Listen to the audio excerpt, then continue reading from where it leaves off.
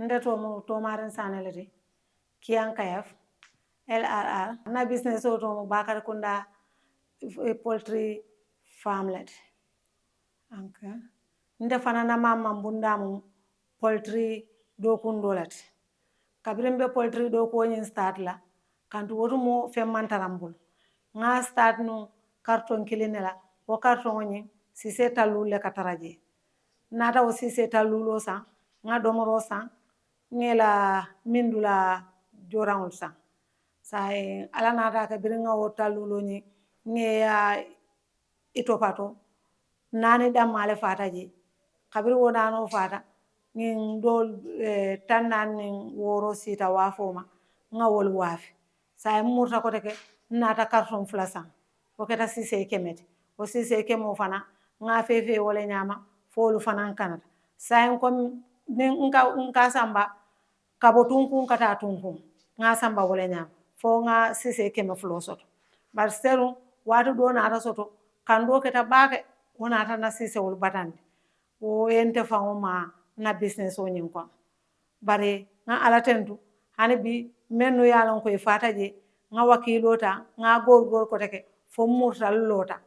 har sai nga sise keme saba wafino nga keme lulu wafino nata mol soto menno yalon ko cliano e kane kana asam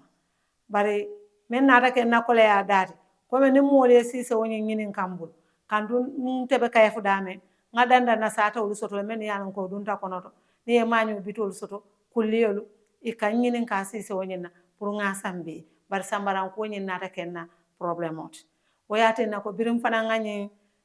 graph la nyim programme o moy nate la fomo fil nga wuli kemelul safi sai wo wuli kemelul na hamo momenti ni nga soto folo na ko rabe dame njam fata jiyelale lafta pour ka bo holo sin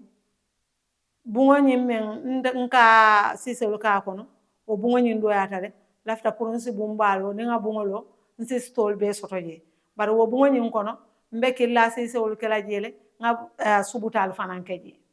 ni wo bataje nsi na dendengol ni nsa seneyan do kono muneti nsa fita ay seneya nsi la buwolu ko nge sori botolu kono folo abende fangole folo na fala kantun ka gadi no do kule o gadi no ni ila o buwo nsa ke no jambandote ne mol na ra fana nsa wafi no o fana benna business woni sambala nyaatol ana fulanjam ni wol be botaje mbela flanye masin sabola pour ko men ko nimbita sise woni ni mol yen kumandi pour nga sambe nsi mota asikalin samba amari lafta sotola wato men sa samba je nga fota je wo wato sai baje ko ni business o ni na yirwa hana be kala mo saba mo nan nsi wolta nin karo far mfana se kali yo mo be yalan ko sai al hawani amam beteya den na bungo nyin abedame lafta ka yiro turuje yiri kiline be je bari nyin sama ala ban nga lobi dayol ta ngetu ta den wala anin banana juo yo nga gadi no men fana ke je wato do nga bungo dayele nin si sewol nyinu fintita ni dunta o jambo nyin kotote ikadom so mbela fila ko men ko ni nga bo holo soto isaje wo gadi no nyim fana asi yirwaje pour men se na poultry do ko nyin samba no nyaato so nata ranketa soto lati mbe ala tentula grafun kolma mbe tentula mbe jayila comme tol men si na fuare ya bay mbe wala no andu mbe du ala fana fo ala skayro jama samban kanna anin ila nyaaton kolo anin be wala mun nakumo